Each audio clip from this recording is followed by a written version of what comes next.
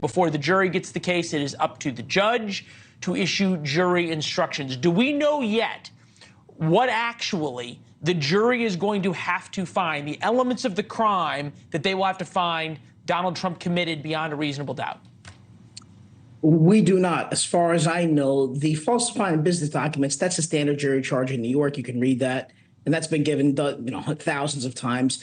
The other crime, I'm curious to see how that jury instruction gets crafted and which theory of the prosecution it's going to go with. It is difficult to communicate to your viewers. Michael, forgive me, just because for those of us who are not completely in tune, you say the other crime, and the falsifying business records has been done 1,000 times. This means that Donald Trump ordered the business records to be falsified. They've got to prove that beyond a reasonable doubt. And then what is the other crime?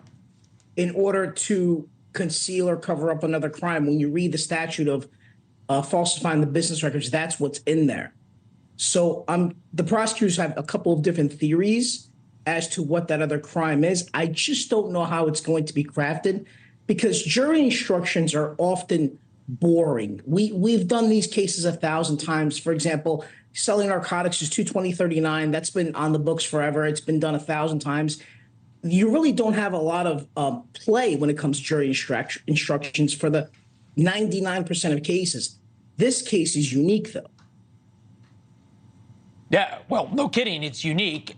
Robert, how does that play to the jury, right? Because you're going to have a prosecutor and you're going to have a defense attorney on Tuesday, 3 hours for the prosecutor, 2 hours for a closing argument from the defense. Do you want to take that long for the jury? So people's attention span is much shorter now. And our recommendation to lawyers is to not take all the time that you're entitled to. And really, you're not trying to persuade anyone at this point. People are either on your side at this point or they're not on your side. What you're primarily doing in a closing argument at this point is to empower the people on the jury who are already on your side. Give them the reasons to be able to make the argument back in the jury room.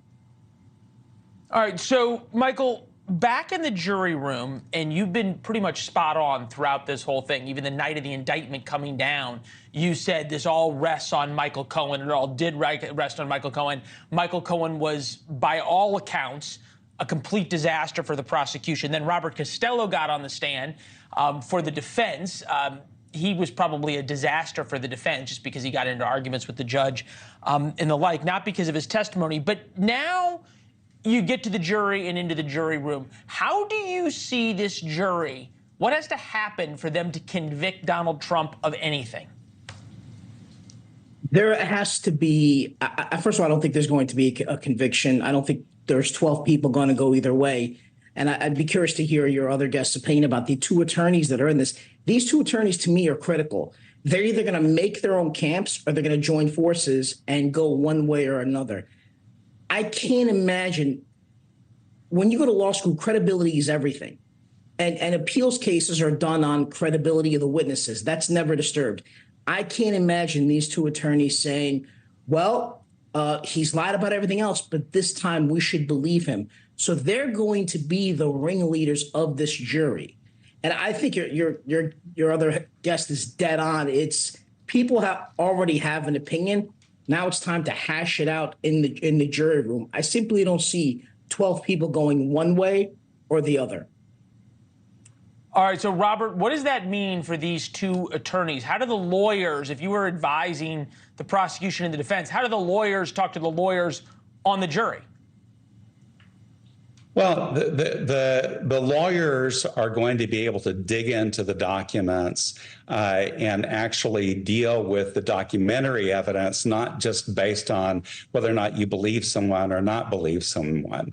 I mean, they're used to assembling pieces of evidence and connecting dots and making arguments, making inferences from pieces of evidence. So they're not going to be in a situation where they're just saying, well, who do you believe? I believe this person, you believe believe that person. And the other thing about the attorneys is whichever side they land on, they have the capacity to wear other people down. And so as a general rule, so I've picked over 500 juries in my career, and I've let lawyers be on maybe 7 of those cases in my career. And because if a lawyer is on your jury, someone made a mistake, one side or the other.